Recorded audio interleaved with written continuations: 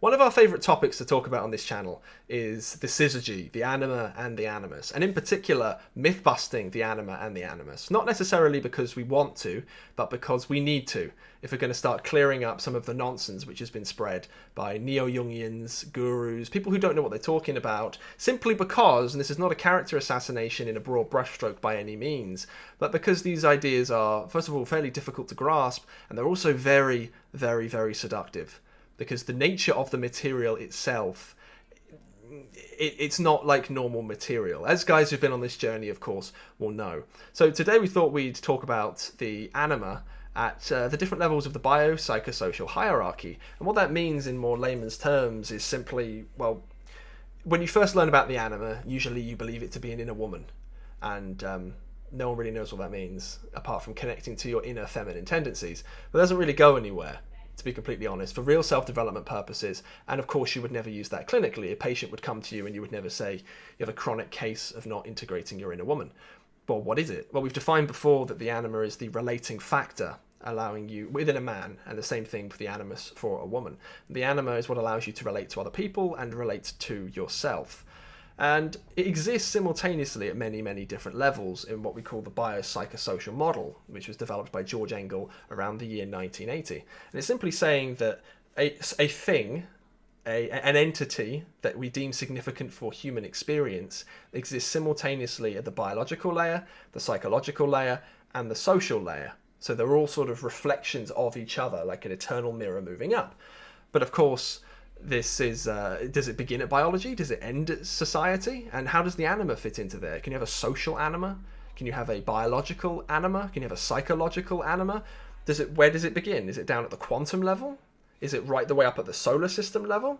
You know, these are questions to be considered. As such, we recently ran a competition over on our Discord server asking people to run the anima through that stack, all the way from quantum, all the way up to, in this particular case, it'd be the biosphere, and to see how it would be represented at all those different levels. And all the answers we got were absolutely fantastic, and the contest winners have been announced over on the Discord server. But yet there's still more to be done with the anima. As I go through my own mentorship journey with Steve and Pauline, they're giving me more and more information as time goes on, as and when I'm ready to receive it.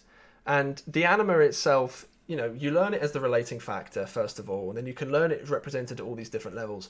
But there's another step beyond that, which Steve has hinted in this podcast, and I think you guys will find quite interesting, and it's something which we will move on to in due time. So it's as if Jung To Live By, from the beginning of our videos through to where we are right now and into the future, is actually forming a little timeline adventure, its own personal or collective personal myth, if you like. So that'll be very exciting to see. I hope you guys enjoyed today's podcast. We're going to cut back to Steve way back in the past, so talking about how the anima might be represented in the biopsychosocial stack. The anima as such, as a concept, is biological, it is psychological, and it is psychosocial and cultural. It's all of them, all at the same time.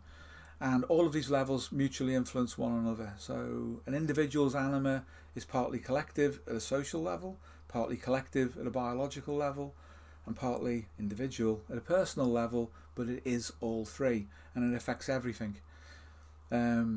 Which is why it's useful to think of it as a relating function. Anything that's biological has, even down to the quantum level, a representation, because if you pull that away, it's gone. Everything above it disappears, it's just gone. I guess that was my point, that you can't pull out that bottom drawer. You certainly can't, and pretend it's not there. You can't. So there has to be an arrangement, that there has to be a fundamental interaction at that level to sustain everything that's higher above it. So the anima therefore exists at a quantum level. Not perhaps in a way that you could distinguish. You may have to go up several levels before you start to see it as what it is. But then you have to be sure that you know what it is. Because where do you draw the line? It's very difficult. It's certainly not just psychological. It's definitely molecular, definitely genetic. It definitely appears in consciousness. But it appears in consciousness because it's biological or because it's psychosocial. It's all of those things. We are all of those things. There is no separation. So you can argue from any position, anyone could, to say which is primary. If you have a spiritual perspective, you might want to believe that it's something separate in a Cartesian sense from biology, and biology is somehow a reflection of the transpersonal in biology. Or you might think that transpersonal emerges as an epiphenomenon from the biology. Or you might think it's all of them, all at the same time. Unus mundus, one world, like Jung said. So the best framework I know is the biopsychosocial one, because you can see it all then and understand its functioning at many different levels. Yeah, that's really interesting. So I guess I had a question specifically on where it begins and where it ends, because obviously you've got biopsychosocial, as we've said, but there's a layer beneath biology. It's, you know, something I realized when I was studying biology, that the chemistry students would say that biology is not a real science because chemistry is a layer deeper, and then the physicists would say that chemistry is not a real science because it's just a layer deeper, like physics meaning. And the mathematicians would say that the physicists are wrong because they're actually the layer deeper, and maths is some kind of language to the universe. So, I mean, maybe there could be a mathematical anima, and you could at least model it mathematically. But would the lowest level then be quantum, and then the highest level be solar system, galaxy, multiverse? What would it be? It's obviously got to go beyond that, but for convenience's sake, personally, I'll limit it to the ecosphere. I mean, you obviously get the anima operating at that level, don't you, because of the green movements? Yes, and, you do. And Gaia. Yeah. And female activists and so on. female You mean, actresses, yes. and Yeah. Gaia is a female Yes. goddess. Yes. So immediately there's the borrowing, if I can call it that, of that notion of the Gaia hypothesis. Lovelock's book, I've got it up on the shelf here.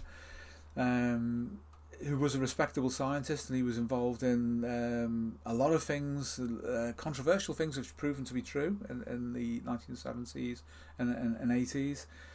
But yeah, it's at that level. It's religious. You see the religious function, as Jung referred to it, operating at the level of the ecosphere. But you also have things that have nothing immediately to do with human beings at that level as well, other than the grasping from people towards possession of it, like other species, whether it's for a food resource or it's a rejection of them as a food resource if you're vegan or vegetarian, or a rejection of them as a manipulative food source or resource source, by saying I won't wear leather shoes or have leather in my car or something like that, you know.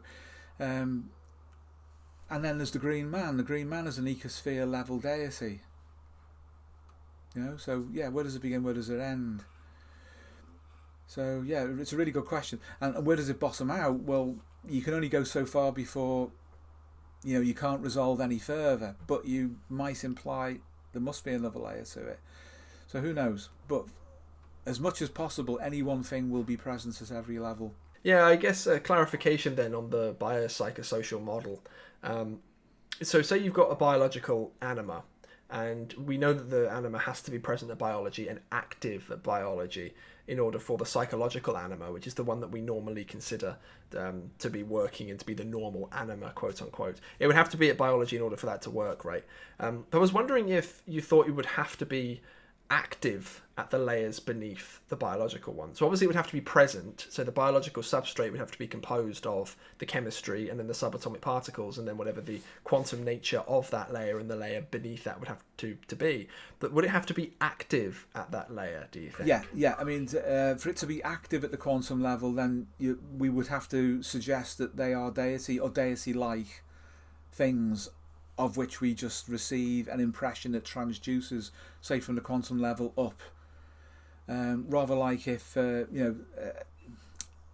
specific set of gene expressions produces an image or a symbol in consciousness, that process at a molecular level becomes psychological consciousness, but it's really the same thing. It's just at a different level of analysis, description, explanation, and expression. Yeah, you could say that, but I think on an intuitive level, this is where Plato was on the right track. He intuited something which Jung borrowed from to do with his theory of forms. He might have been onto something there. I think he was.